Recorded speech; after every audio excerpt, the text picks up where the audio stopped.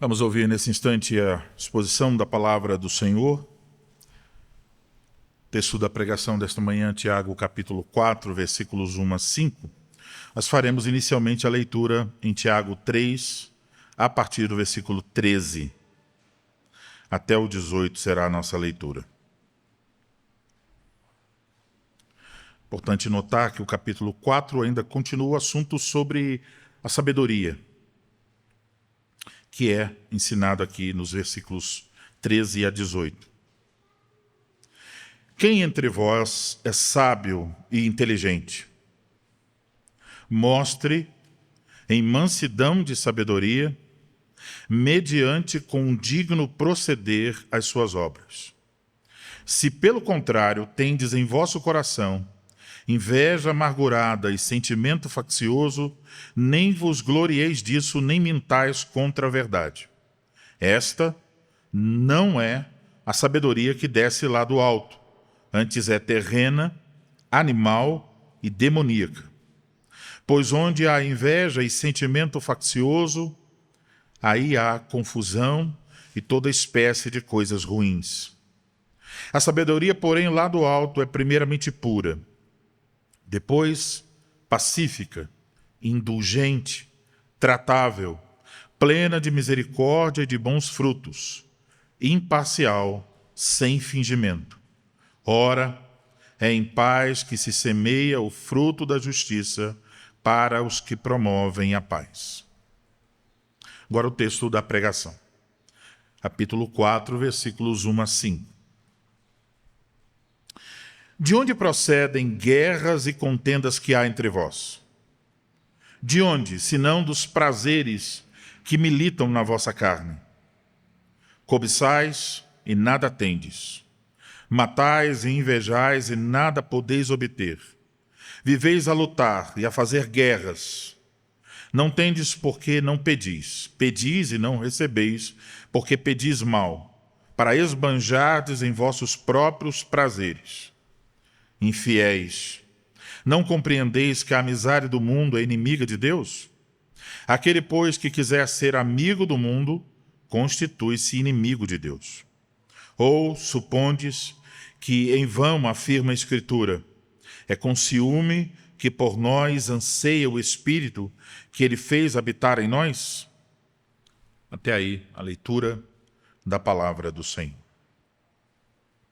Vamos orar ao Senhor mais uma vez e buscar sua graça para esse momento.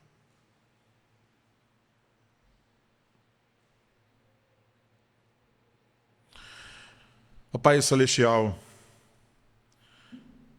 nós vamos ouvir nesse instante a exposição da Tua Palavra e nós carecemos, mais uma vez, como confessamos no início do culto, do socorro do Senhor. Pedimos que o Senhor, pela sua graça, use aquele que há de falar para que o faça com clareza, integridade, e busque mesmo a glória do Teu nome.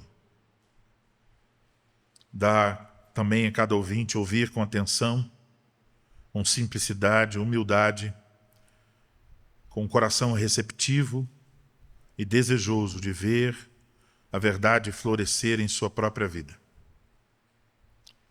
Usa, Senhor, a pregação desta manhã para o bem desta congregação, para a glória do Teu nome. Oramos assim, em nome do Senhor Jesus Cristo. Amém.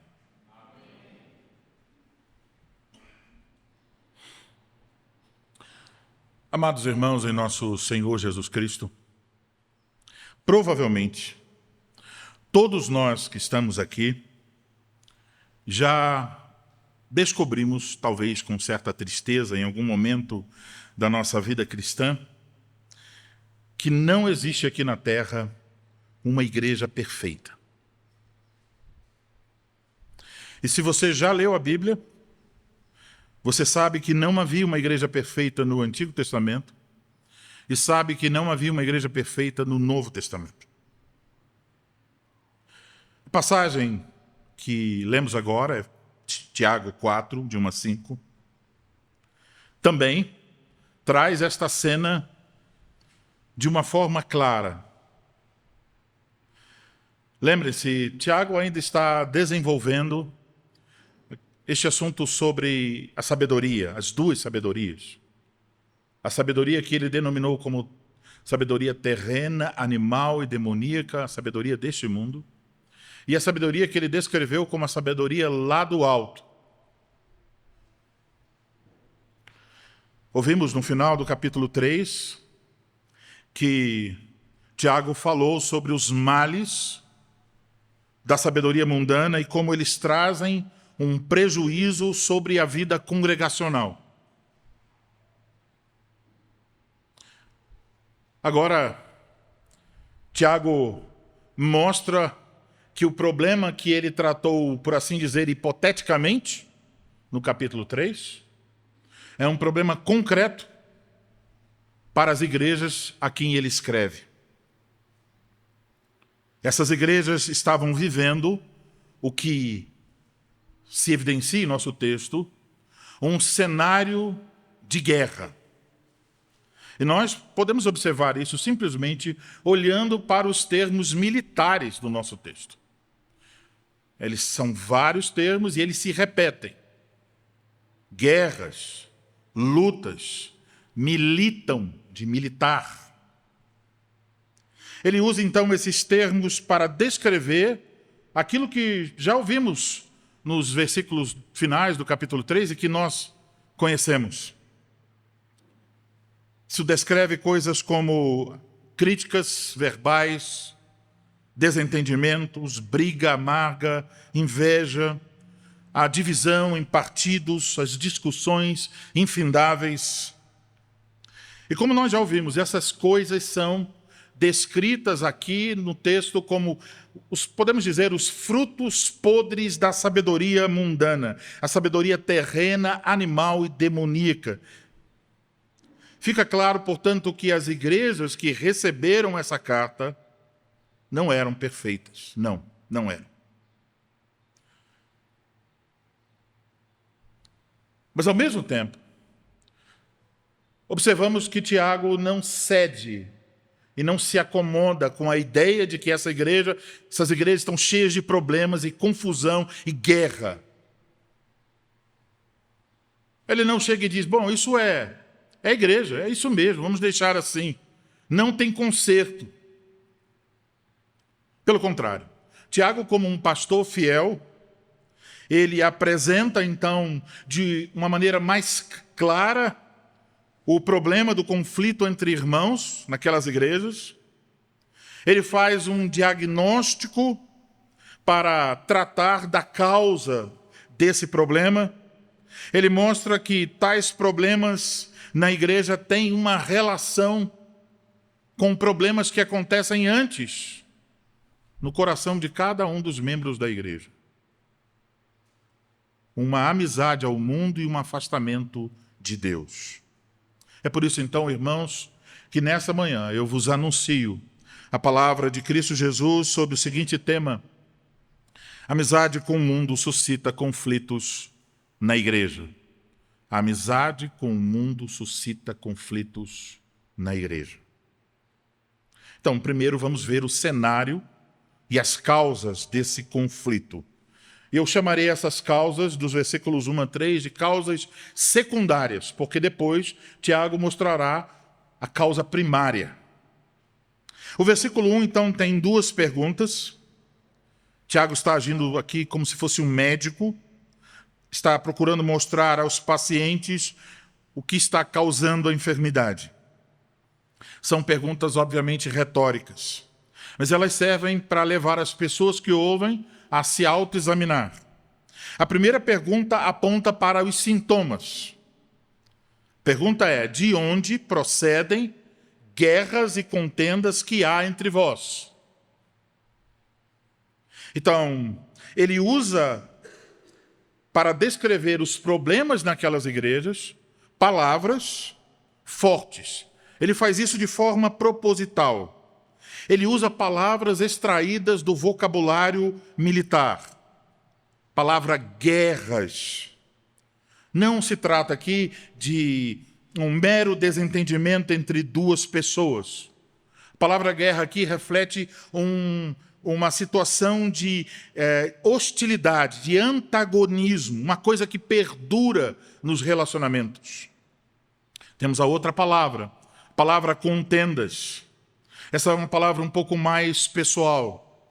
Ela muitas vezes foi usada para falar de uma luta corpo a corpo, um combate, nesse caso, provavelmente refere-se a um combate verbal, com outra pessoa, uma coisa mais de nível mais pessoal.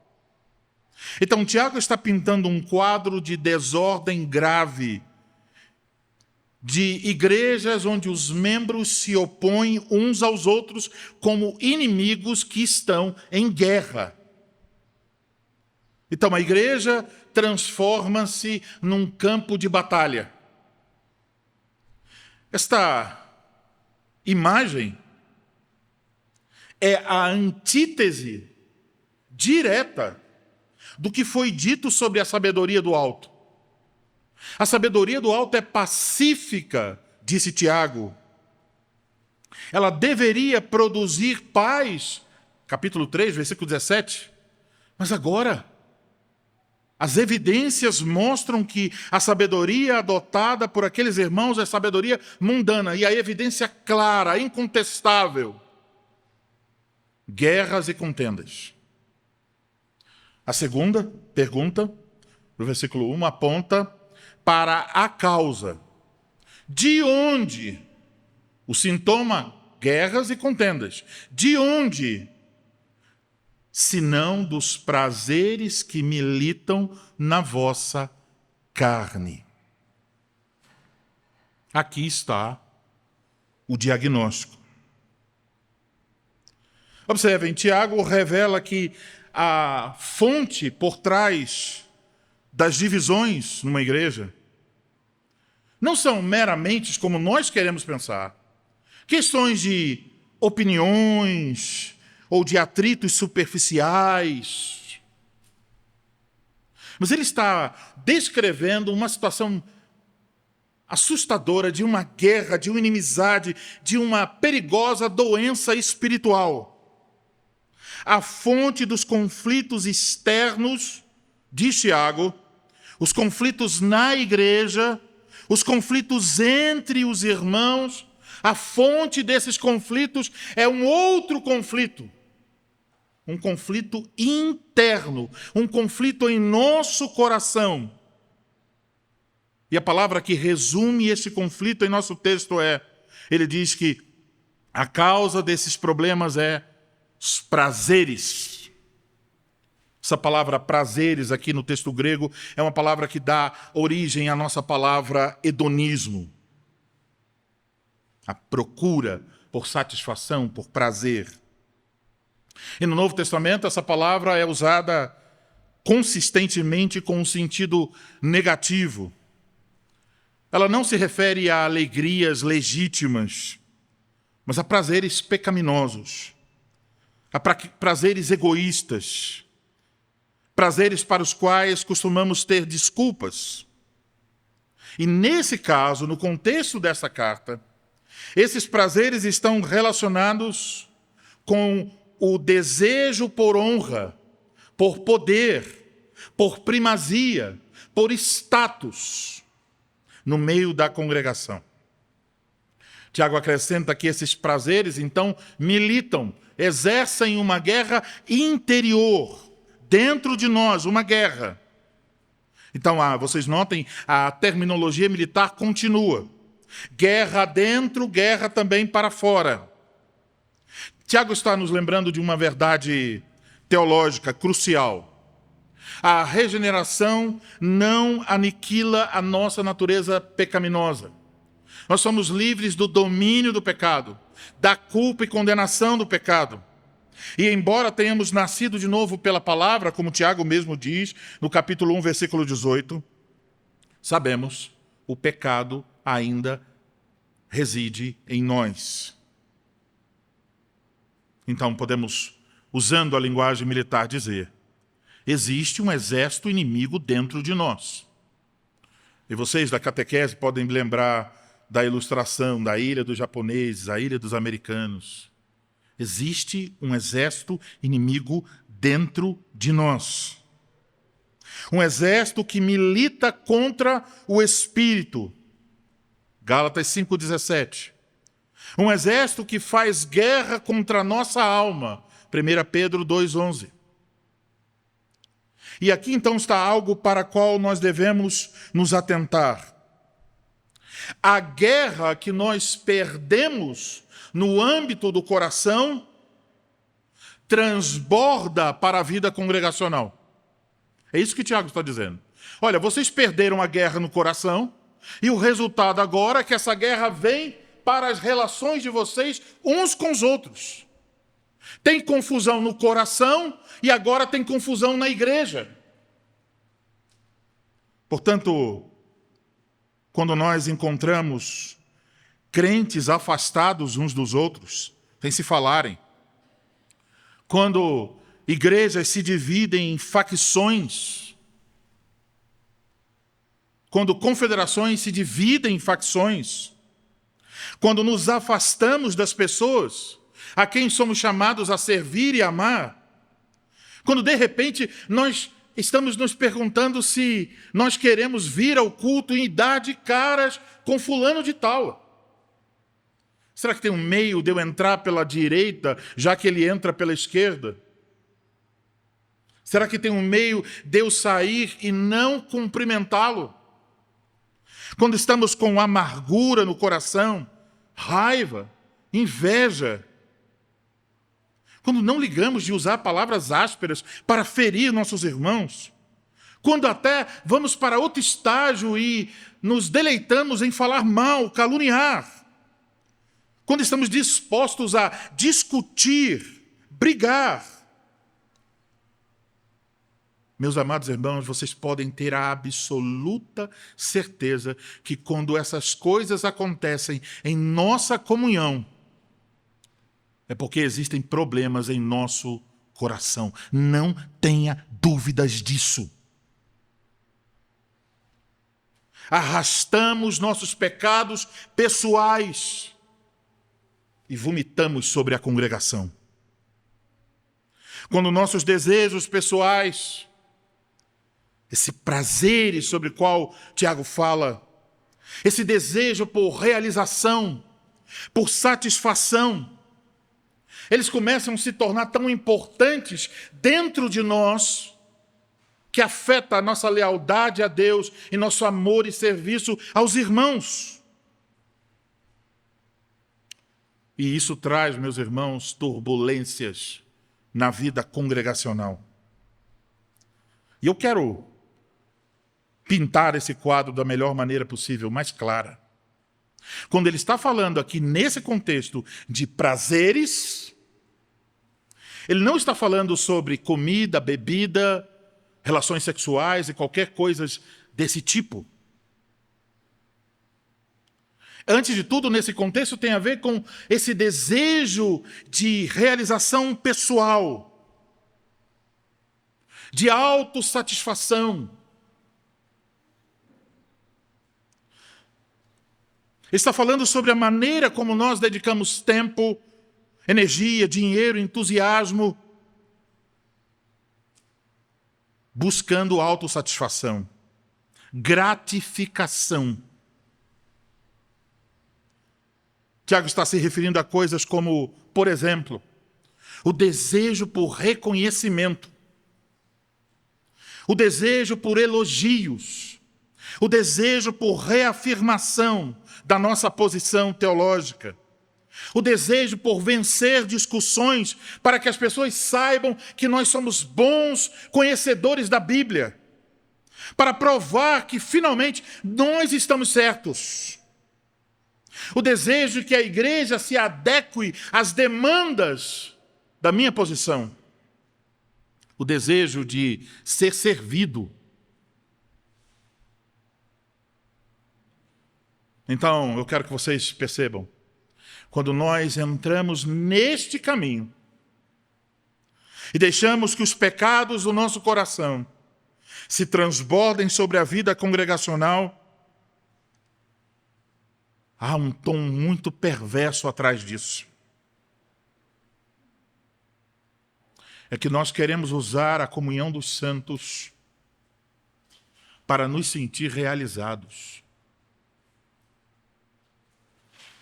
para ter a aprovação dos homens.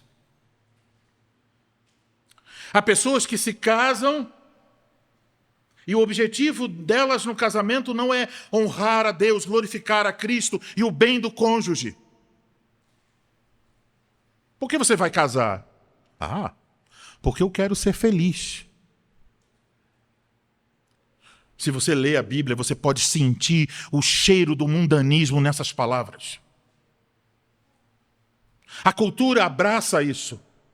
Muitos crentes não veem nenhum mal nesse pensamento, mas ele é mundano. Porque quem está no centro desse desejo é a própria pessoa, a felicidade dela. Então, muitas pessoas estão assim, também têm esse pensamento, elas dizem, bom, eu quero procurar uma igreja. Mas por quê? Eu quero ser feliz. Eu quero que a igreja me faça feliz. Eu quero sentar ali e ficar satisfeito. Eu quero que tudo aconteça para a minha satisfação.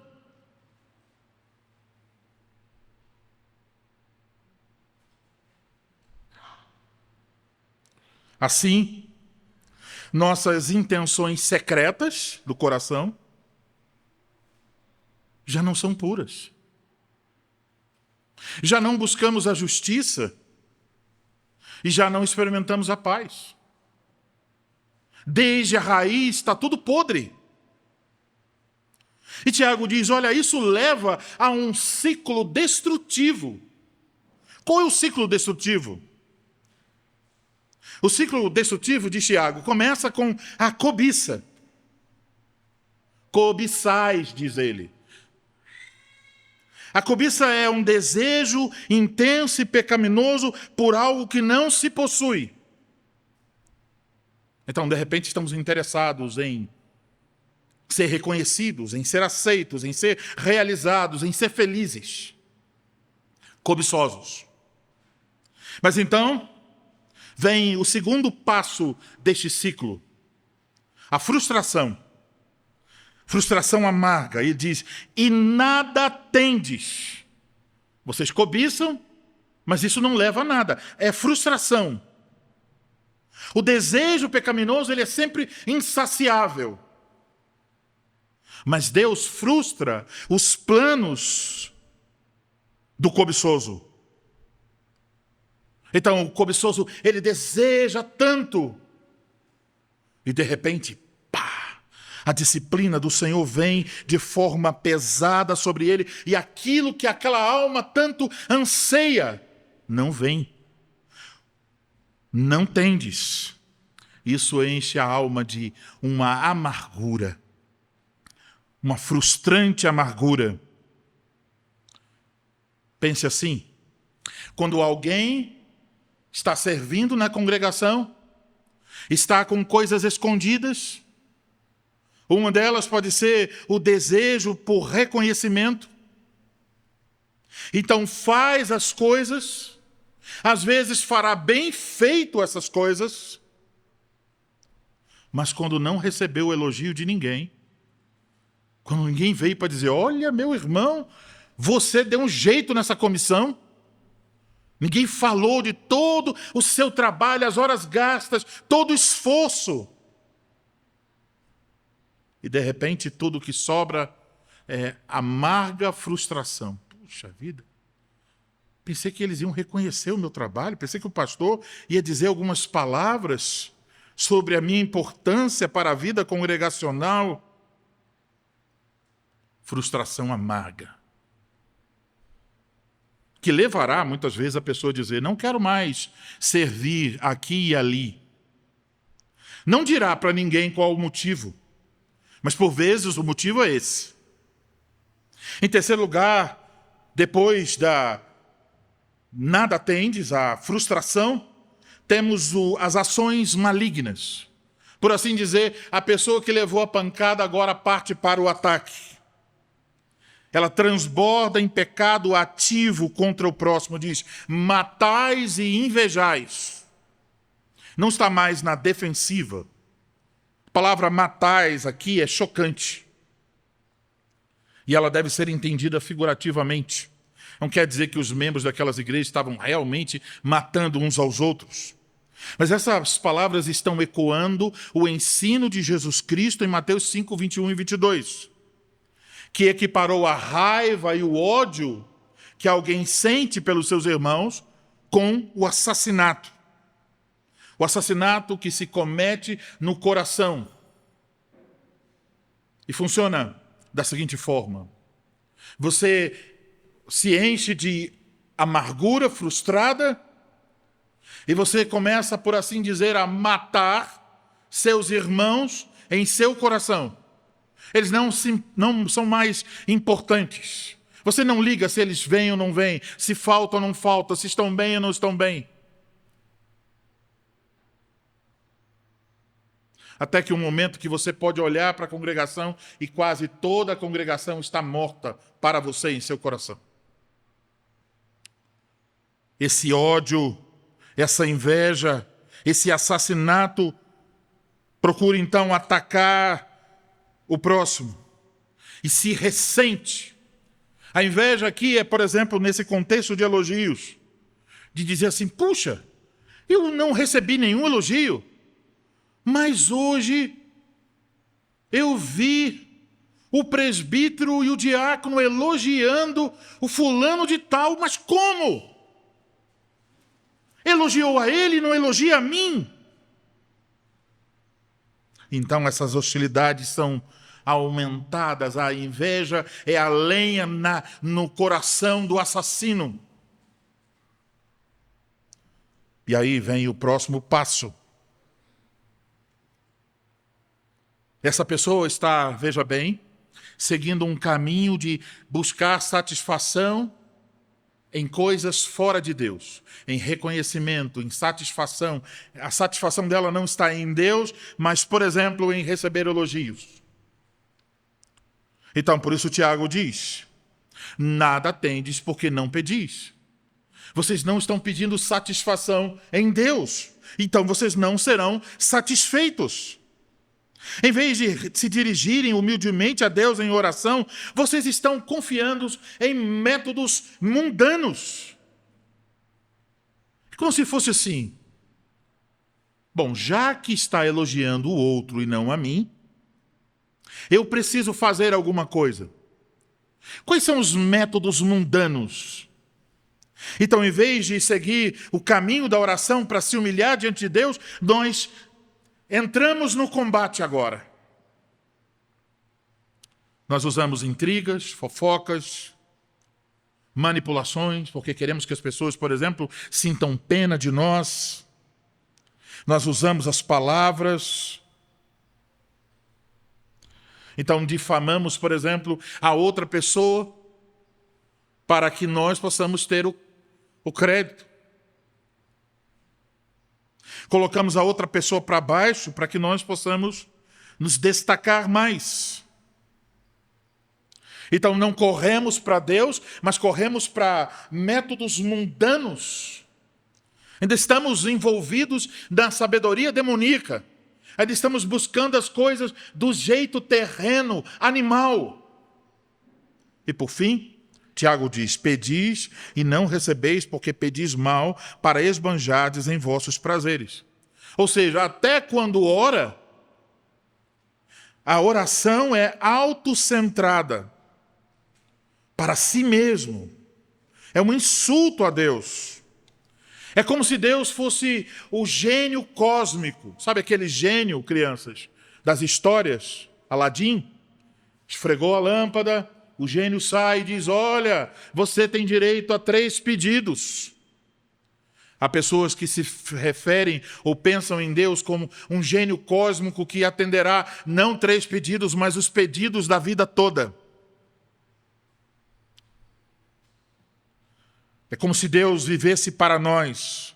As orações não buscam a glória de Deus, mas a glorificação do eu. São orações egocêntricas, motivadas pela mesma cobiça dos conflitos. E Deus não dá, não responde a essas petições. Então, meus irmãos, o que Tiago está mostrando aqui vai na contramão do que o mundo diz, do que nós devemos buscar. O mundo diz que devemos buscar a felicidade, a autocompreensão, a autoafirmação. O mundo diz que a felicidade consiste em mimar a si mesmo, em buscar com todas as forças a realização pessoal, a satisfação pessoal. E mentiras são contadas. O feminismo conta suas mentiras. Olha, mulher, você não será realmente, você não terá satisfação servindo o seu esposo, seus filhos. A satisfação só se encontra fora da sua casa. E veja, eu não estou aqui condenando as irmãs que por alguma razão trabalham fora. Não estou falando sobre trabalhar fora. Estou falando sobre motivações, sobre pecados no coração, sobre a aceitação dos dizeres do mundo com toda a facilidade, como se o diabo falasse a verdade. O mundo diz que para sermos felizes devemos ser autocentrados. Você pode ver isso. Uma pessoa se divorcia e diz: agora eu vou cuidar de mim mesma ou de mim mesmo. Não é?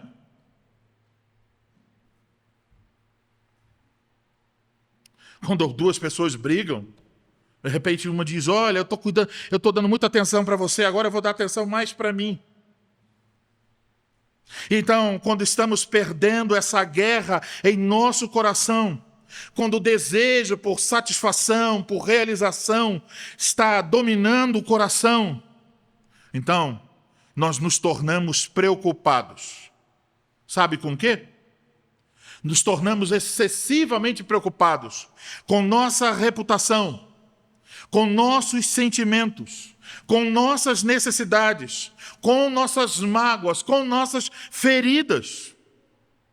E isso revela um egoísmo arraigado em nosso coração, que, por sua vez, é uma evidência de mundanismo. Nesse caso, nós estamos no centro. Então, o que queremos? Que as pessoas tenham admiração por mim. Que as pessoas tenham respeito por mim. Que as pessoas tenham preocupação por mim. Que as pessoas tenham alegria em mim. Que elas façam as coisas para minha satisfação. Que eu encontre realização pessoal. E alguém pode estar com o coração cheio dessas motivações e dizer: não, o que eu estou buscando é o zelo espiritual. Mas isso não passa de mundanismo, de sabedoria terrena, animal e demoníaca. Mas isso não traz satisfação. Como estamos vendo, traz apenas problemas internos e problemas nos relacionamentos, especialmente na vida congregacional. Então, agora eu quero que vocês percebam o caminho que devemos fazer para olhar para a causa primária. Podemos dizer as causas secundárias. É o desejo por prazeres, é o desejo por felicidade, autossatisfação e etc.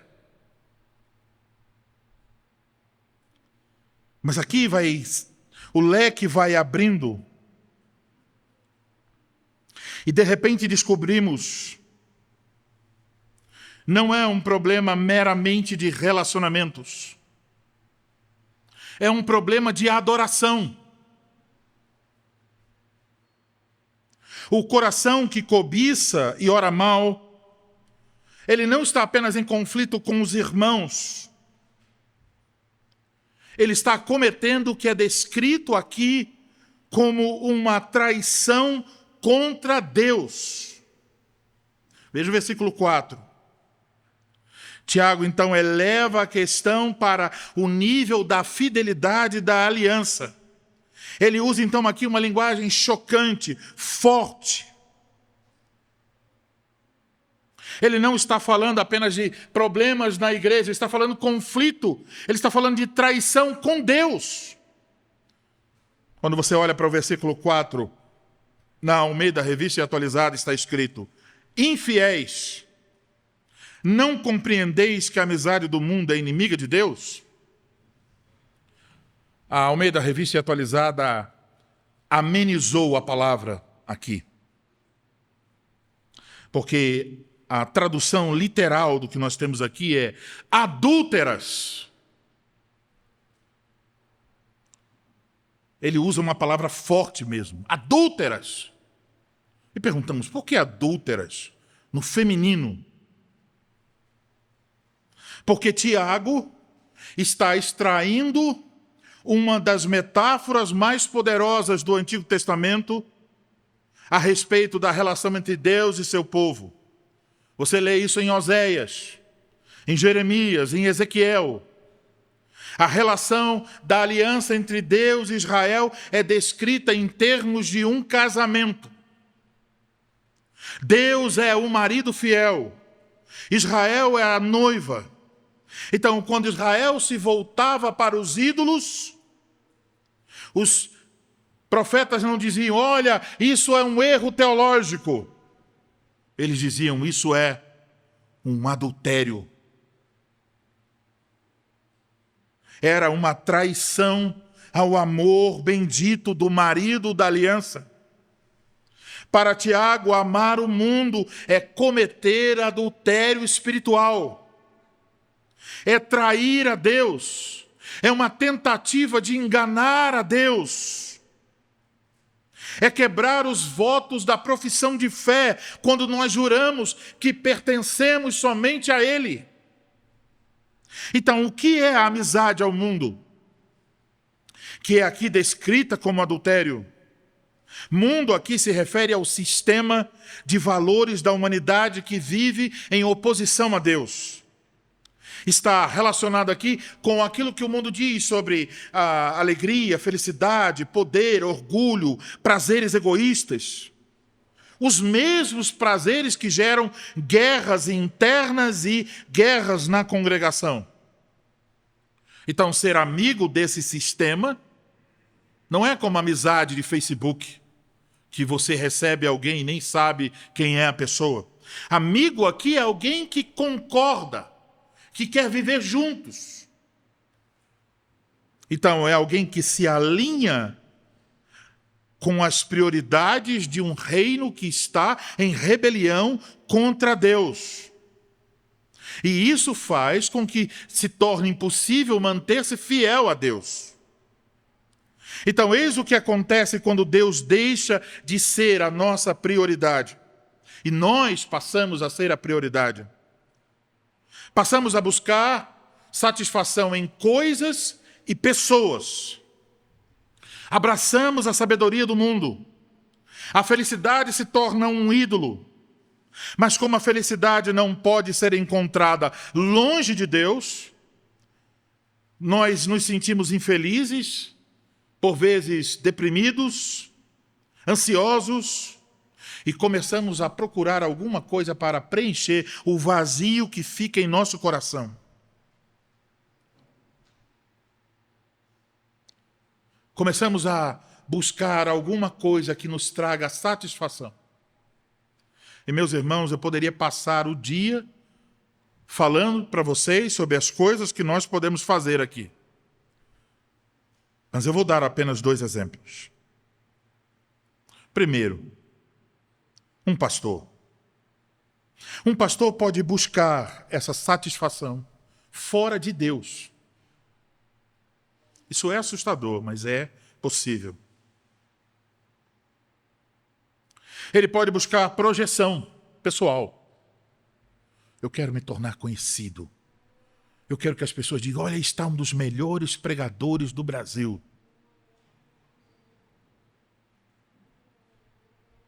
De repente ele pode se encontrar nas redes sociais E aí, alguém comentou o meu sermão? Quantos likes teve esse corte? Quantos compartilhamentos teve esse corte da pregação? Puxa, seria bom se viralizasse.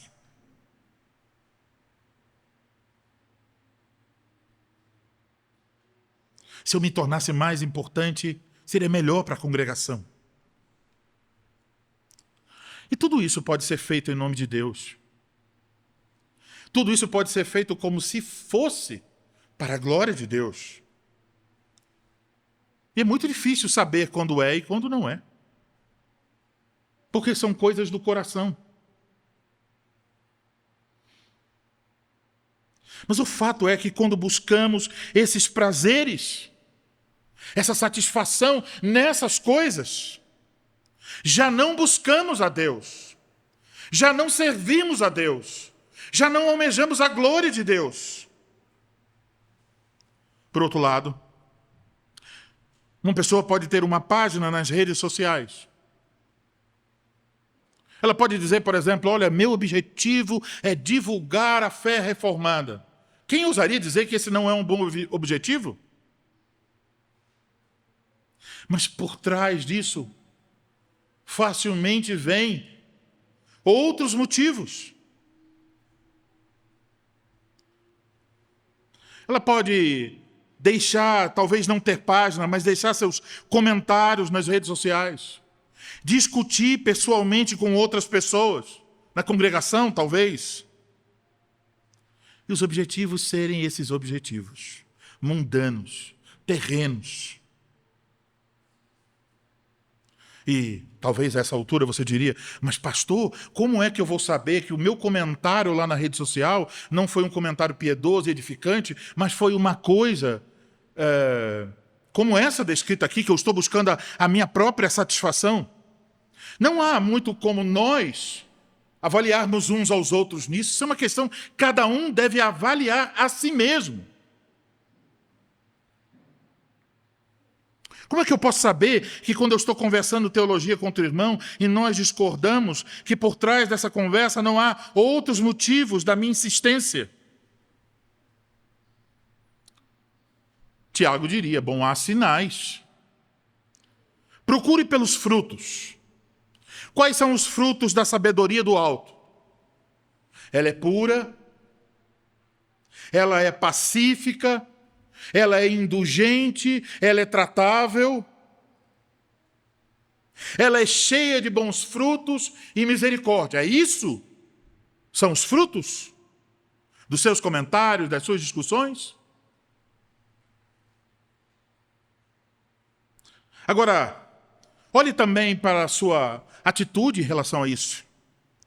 Você fica ansioso por comentários, por likes, por compartilhamentos? Você tem prazer em estar envolvido no que na internet denominam de treta? Ah, está envolvido. Olha, rapaz, ele deu uma resposta para o pastor fulano de tal, aquele pastor famoso, arrasou com o pastor, botou o pastor no bolso.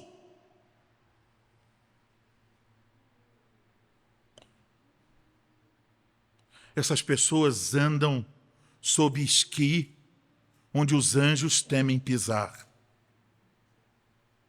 Brincam com as coisas de Deus. Todos querem ser importantes, serem valorosos, serem reconhecidos. E tudo isso, meus irmãos, para qualquer um, para os membros, para o presbítero, para o diácono, para o pastor, qualquer um. Tudo isso pode às vezes parecer piedoso.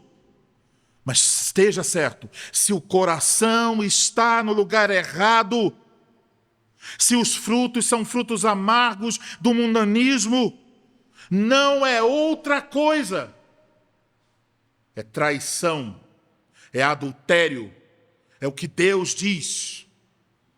E Tiago declara que existe, então, uma posição radical e inconciliável entre ser amigo de Deus e ser amigo do sistema mundano. Não se pode ter as duas coisas. Você não pode glorificar a Deus enquanto corre atrás de glorificar o seu próprio nome. Tentar unir os dois é impossível, como Cristo também nos ensinou. Não podeis servir a Deus e a Mamon. A lealdade do coração não pode ser dividida. Aquele que quiser ser amigo do mundo, constitui-se inimigo de Deus. Observe cuidadosamente a palavra quiser. Aquele que quiser ser amigo do mundo. A escolha de Tiago não é uma coisa acidental. Quando ele usa diz aqui quiser, é uma decisão deliberada do coração, uma escolha da vontade. Então a pessoa diz, é isso que eu quero. Ela se coloca como inimiga de Deus. É um ato de traição espiritual. Não é uma fraqueza, é um ato de guerra contra o céu. Agora, vocês conhecem o texto bíblico que diz, se Deus é por nós, quem será contra nós? Mas talvez a antítese seja, se Deus for contra nós, quem poderá nos defender? E como é que Deus reage quando agimos assim? Quando estamos cedendo e traindo o Senhor com desejos e motivações pecaminosas. Esse adultério espiritual. Aqui então Deus revela seu profundo e maravilhoso amor. Veja o versículo 5. Ele diz, ou supondes que em vão afirma a Escritura, é com ciúme que por nós anseia o Espírito que ele fez habitar em nós. Não temos um versículo exatamente como essas palavras do versículo 5, então o que Tiago está fazendo é uma afirmação derivada do ensino da Bíblia, não um versículo específico. Mas ele diz então, é com ciúme que por nós anseia o Espírito que ele fez habitar em nós. E aqui precisamos ser honestos. Estamos diante de um texto dos mais difíceis de traduzir no Novo Testamento. Porque a palavra ciúme, quase sempre ela se refere a algo pecaminoso no Novo Testamento. Mas, então temos diferentes posições, e eu não vou apresentá-las aqui para não confundir vocês com excesso de informação. Mas você pode ver em sua Bíblia, está com Espírito com letra maiúscula. No texto grego não tem isso. Então, a letra maiúscula é uma escolha dos editores. Então, esse Espírito aqui pode se referir ao Espírito Santo, que é o que a tradução está dizendo ao colocar a letra maiúscula, mas pode se referir ao espírito humano. Podemos nos perguntar qual interpretação se adequa ao contexto. O contexto é um contexto de adultério espiritual. Então, a interpretação mais coerente com esse contexto é: Deus anseia zelosamente pelo Espírito, o Espírito humano, que ele fez habitar em nós. Dizendo de outra forma, Deus tem ciúme de nós, por causa de ter dado o Espírito a nós. Essa ideia se encaixa no contexto do adultério espiritual. Por que a amizade com o mundo é um adultério tão grave? Porque ela provoca o ciúme santo de Deus, do Deus da aliança, do nosso marido celestial. Ele não quer que nós estejamos envolvidos e buscando satisfação em outras coisas, em outras pessoas. Ele nos quer. É isso que o texto quer dizer. E aqui precisamos, então, para ficar claro, diferenciar cuidadosamente o ciúme santo de Deus, o zelo de Deus, da inveja pecaminosa e mesquinha dos homens. A inveja humana quer aquilo que não lhe pertence. O zelo de Deus quer aquilo que lhe é próprio por direito de criação e redenção. Então, o ciúme de Deus não é uma inveja mesquinha, mas o ciúme de um marido pela afeição exclusiva de sua esposa. Essa é a imagem. O marido não quer que sua esposa olhe para outros homens. Deus não quer que nós busquemos satisfação em outras coisas ou pessoas. Então, esse ciúme aqui não é uma fraqueza, como é, às vezes, o nosso ciúme, mas é a prova do amor e do compromisso de Deus. Então, meus amados irmãos, acabamos de abrir as portas das boas novas. O Evangelho agora aparece diante de nós. O ciúme aqui é o amor de Deus, o amor pactual de Deus, o amor protetor de Deus. Deus é zeloso pelo bem do nosso espírito. Ele é zeloso para guardar o nosso coração, para que não adulteremos contra Ele. Ele sabe que os amores do mundo são destruição e morte. Não é que ele sente insegurança, como um marido que diz, olha, eu acho que ela olhou para o outro porque o outro é mais bonito, ele é atlético, eu sou gordinho, então ela olhou para o outro. Não é esse tipo de coisa mundana. Nós encontramos aqui o fato de que Deus sabe que não existe ninguém melhor do que Ele. E por isso, nos amando, Ele deseja que nós o amemos mais do que qualquer outra coisa ou pessoa. É um ciúme seguro, que busca o nosso supremo bem. E o nosso supremo bem se encontra nele mesmo, o noivo. Esta é a mesma verdade que lemos nessa manhã ao ler a lei em Êxodo 20, versículo 5. Eu sou o Senhor teu Deus, sou o Deus zeloso, sou o Deus ciumento. Ele não admite o culto aos ídolos. É o mesmo Deus que nos deseja com santo amor. É o Deus que providenciou o resgate para a sua noiva. O mesmo coração que arde de zelo por nós. É o coração que transborda de misericórdia por nós. E é por isso que, dando um spoiler do próximo sermão, Tiago a seguir dirá, Deus dá a maior graça, no versículo 6. Então, aí está o Evangelho. Deus não quer que nós nos entreguemos a desejos egoístas, mas nos redimiu, nos salvou, para encontrarmos satisfação nele mesmo. Somos a noiva do Senhor. A nossa alegria deve estar no Senhor.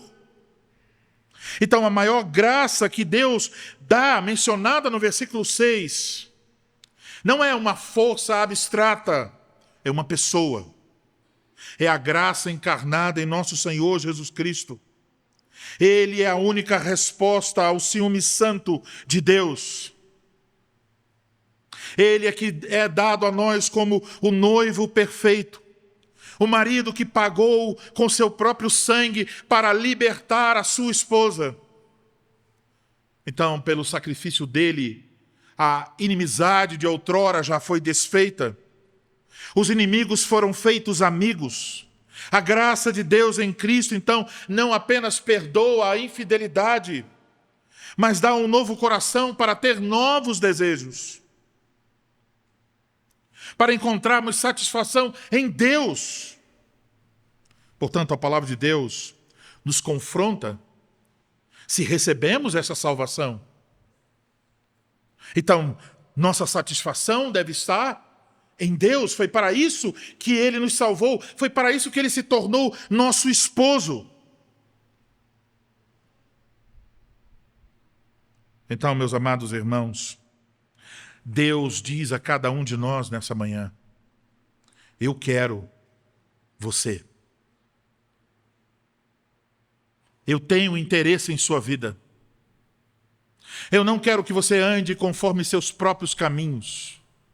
Eu não quero que você busque satisfação longe de mim.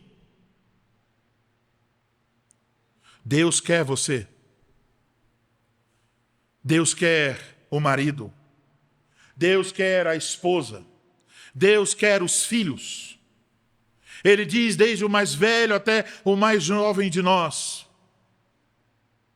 Ele diz ao pequeno João nesta manhã, por meio da palavra e do sacramento: eu quero você. Eu tenho ciúmes de você. Eu não quero você com mais ninguém. Eu não quero você com o coração dividido. Eu quero você inteiro para mim. E mais uma vez, meus irmãos, olhando tamanha graça, tamanha misericórdia, olhamos para nós e vemos todo este quadro horrível apresentado no início do capítulo 4, com brigas dentro das igrejas. E olhamos e identificamos esses pecados como sendo nossos pecados. Mas mais uma vez Deus nos chama de volta. Venham até mim. Eu sou o seu esposo. Eu cuidarei de você. Eu preencherei e satisfarei sua alma. E podemos ir. Por causa de Cristo, Deus não é mais nosso inimigo. Deus quer o nosso bem, agora e sempre. Amém.